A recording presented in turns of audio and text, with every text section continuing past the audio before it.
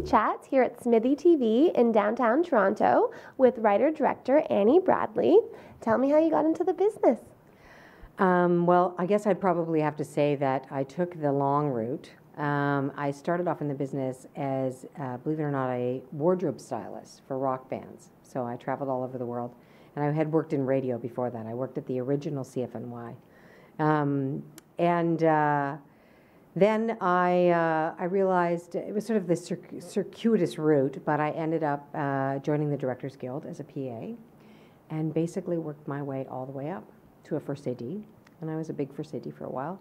And then I decided that you sort of have to stop doing that if you want to become a director, unfortunately, in this continent only.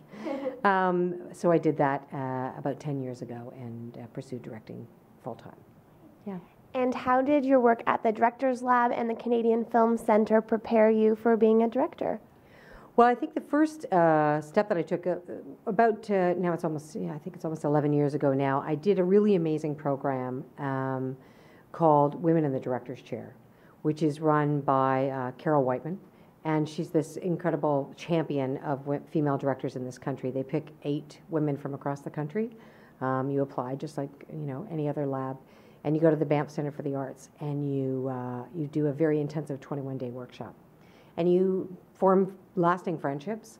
And it's a really remarkable program. You get to work with great actors from across the country, and all sorts of and crews from across the country, et cetera, come together. And I'm still friends with all of those girls. It's pretty amazing. And then a couple of years into my directing career, I signed up on a dare from a writer friend of mine, Tina Cooper. And she said, I'm going to apply to the Writers Lab at the Canadian Film Centre. Why don't you apply to the Directors Lab, and we could make movies together? And I said, oh, okay, that'd be great. So I did an application together, and I did get shortlisted, and I got chosen. And so Tina and I, at that year, which was a pretty amazing year, it was, first they have the lab, and then at that time, they narrowed it down from the lab of 8 directors to 5 directors. Everybody pitches a project, and they pick 5 directors to move forward into the short dramatic film program. And I was one of the directors to be chosen, luckily, and Tina and I did make a film. She wrote a film for me based on an idea I had called Pudge, which was the only film chosen that year to play at TIFF out of the lab. So that was pretty special. And that film played all over the world and won a lot of awards. And so I was very fortunate. And what is the most rewarding part about your production company, The Heat Mansion? Other than the title, I love the title. And there's a whole story behind that. But I think what you really quickly realize in the business is that you have to create your own opportunities. And especially in this country, because it's a very small country, there's a very large amount of people. Every year, more and more people being pumped out for jobs that don't really exist. So the competition is pretty fierce. And even as a woman, you have to create your own opportunities. So I had a lot of ideas. I've always been a writer, and I had a writing partner for a long time, and I like writing with other people, collaborating. So I formed a company. I've always sort of had my own company and worked through my own company as a director, but then, we started to really earnestly develop projects about 8 years ago. And so I own options on a number of books. I own a series of books, best-selling books called Murder in Muskoka, the Murdoch Mysteries, and not that one, the other one. And we're developing them into a TV series right now. And I'm just about to option another novel that I want to turn into a movie. And then we have a number of feature projects and other television projects that I've created. I'm creating a comedy series right now for Nikki Payne, who's also, Canadian Comedy Person of the Year 2012. So lots of projects on the go. And you also worked with Nikki for this year's TIFF's Pitch This with the WBI. What was it like doing that experience?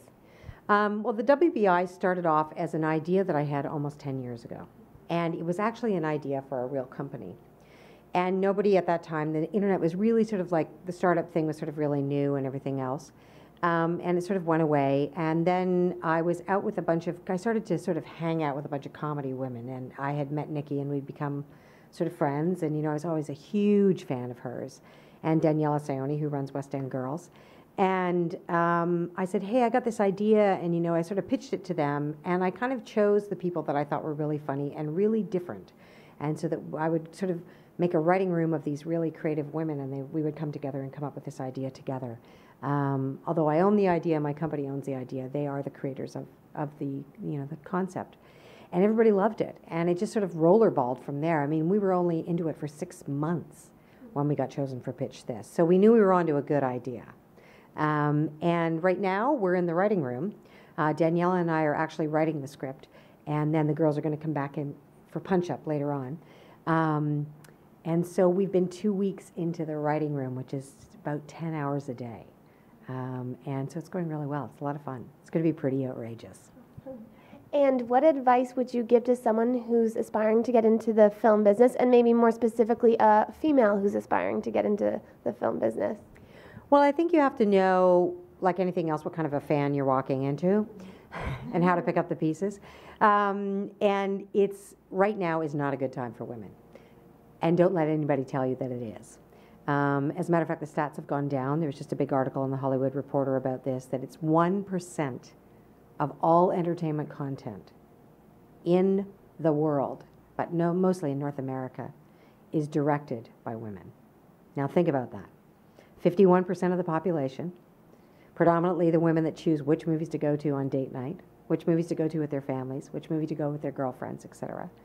It's a huge population, it's a huge portion of the population, and obviously it's a voice that is being underrepresented. So the stats have actually gone down in the last 5 years. So it's a very challenging time for women. I always say to people, listen, you don't get into this business because you want to make money. You don't get into this business because you want to have stability. You get into this business because it's the only thing that gives you joy, and even when it's frustrating, it still is the only thing you want to do. And that's why you got to be in the business. And you also brought me these delicious cookies. I did. Tell me a little bit about them. Well, I'm very fortunate. My writing partner, Daniela Sayone's boyfriend, his name is Sean Scott, and he used to be a sort of like 2-time trial Canadian champ. He's like a big biker, like, you know, racing biker, and all kind of, you know, he was an athlete and everything else, but he loves to bake. He loves to bake. So that's what gives him joy. So he formed this cookie company called Montucky Cookies, and they're on the internet, and they make like an all-natural sort of cookie, and every cookie has like these really incredible stories behind it. They have band camp cookies and like cinnamon toast cookies and all kinds of things. It's really fun to sort of read them, but on top of that, they're really super delicious, and they're all natural. And where's the best place to find out more information on you and your projects and these cookies online?